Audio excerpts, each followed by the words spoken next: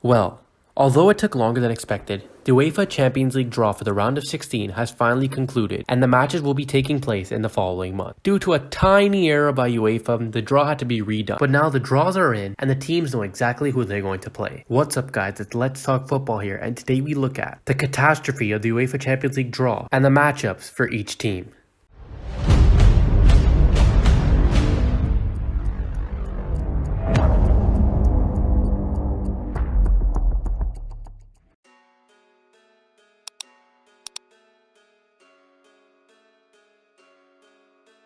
It may have taken longer than expected, but UEFA Champions League draw for the round of 16 is now complete, after it had been redone following the initial draw being incorrectly executed due to what UEFA say was a technical error. We finally know the 8 matchups that will decide who advances to the quarterfinals. The first legs will take place from February 15th to the 16th, while the returning legs will be played on March 8th to 9th. But getting into those draws a little bit later on in this video, let's take a look at what happened to force UEFA having to redraw these groups. To begin, the biggest thing about this draw is that teams cannot face any side from their own nation, meaning Liverpool can't play Manchester United, Lille can't play PSG, and etc. And neither can they face a team they competed against in the group stage. And that is exactly what happened in UEFA's first big mess up. Manchester United were drawn to face Villarreal in the round of the last 16 of the competition, but it was not possible due to the two clubs having played in the same group. In an embarrassing turn of events, UEFA drew it again, and Villarreal were drawn against Premier League champions Manchester City, and it seemed that all was gonna run smooth from there on. But nope, since Villarreal and Manchester United were in the same pot, magically Manchester United disappeared from the Atletico Madrid pot, meaning they could not be possible opponents for Atletico Madrid, even though it was possible as they topped the group and Atletico came in second. This led to many questions being asked, especially by Atletico,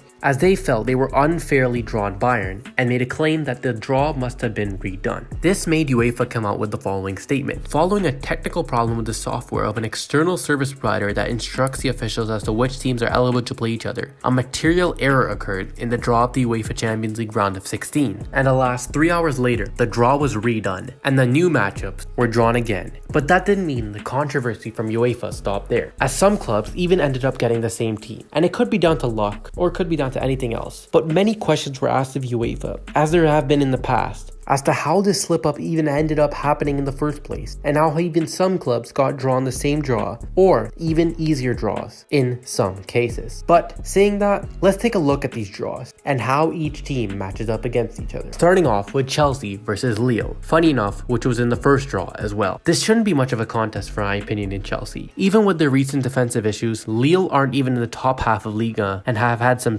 issues on both ends of the pitch. Assuming the Blues are fairly healthy, they should be able to get a good result on the road in the first leg and cruise in the second. But the instability in defense could make this more interesting. Thomas Tuchel does know Lille well from his time at PSG, but of course Lille have evolved since then, as they won the Liga most notably last season, so they were never to be written off, especially with Canadian striker who has emerged over the past few years, Jonathan David, on their side. Next up is Bayern versus FC Salzburg. This is probably the biggest lock in terms of one team winning, and Bayern probably have the best team in the world right now. But Salzburg are no pushovers. With American Brendan Aronson and a load of talent throughout the starting 11, the first Austrian club to make it to the round of 16 will be ready. They can compete, they can keep the first leg interesting, and they can score on Bayern. In the end, it likely won't be all that close, but this certainly is an interesting one due to just how much young quality will be on the pitch on both sides. Next up is Sporting versus Manchester City. Sporting Lisbon have been a surprise in the competition, and they definitely have enough to make this competitive. Now, can they win the tie? That's unlikely, but they've shown the ability to handle a team like Dortmund, so they could ask questions of Manchester City and Pep Guardiola, as Guardiola's City have a tendency to play conservatively in the Champions League ties and it occasionally bitten them. There's at least a chance Sporting can take advantage of that, but it is highly unlikely, especially if City can keep up the form they've been in the past games in the Premier League after winning 7 straight. Next up is Villarreal versus Juventus. This is a Villarreal better than in recent memory and a Juve worse than in recent memory. It could truly go either way, but one thing is for sure, we will be getting some goals. While Villarreal are a tad better going forward, Juve have those big names in defense that hope to live up to their reputations despite being past their primes. I would expect this one to be close when it is all said and done, with Juve having the slight edge. Next up is Benfica versus Ajax, two legendary clubs. past winners of the competitions, hoping to break the trend of the big money top league clubs winning it all. Ajax are the clear favorites due to their dominance, but Benfica have such depth and strength in their team that they can pull this off. This is arguably the most intriguing matchup in terms of underrated quality. I can't wait, personally, to see Anthony try to get past the muscle Benfica have at the back. If Ajax cruise in this matchup, it's time to start thinking of them as a real title contender for this year's Champions League.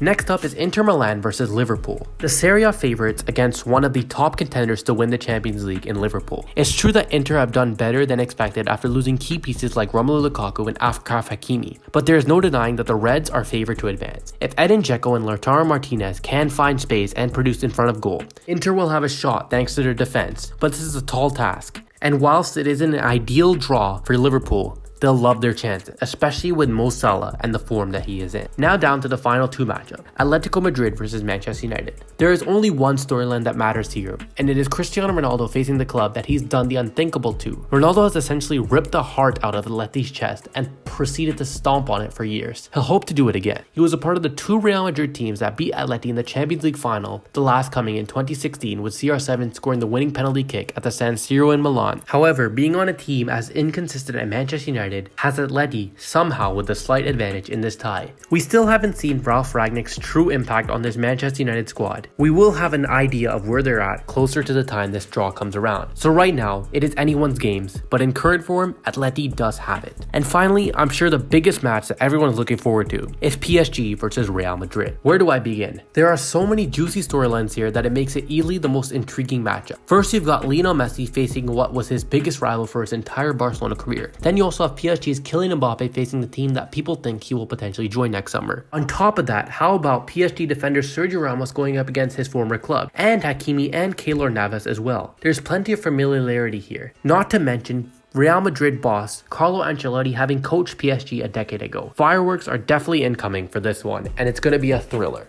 And that wraps it all up. That is the 8 matches taking place in February and March, and that is what football fans have to look forward to in the coming month. Let us know in the comments down below. Who do you guys think comes out of each tie? And do you even think after the redraw, have UEFA snuck something in there? Please make sure to like, subscribe, and share, and we'll see you guys in the next one.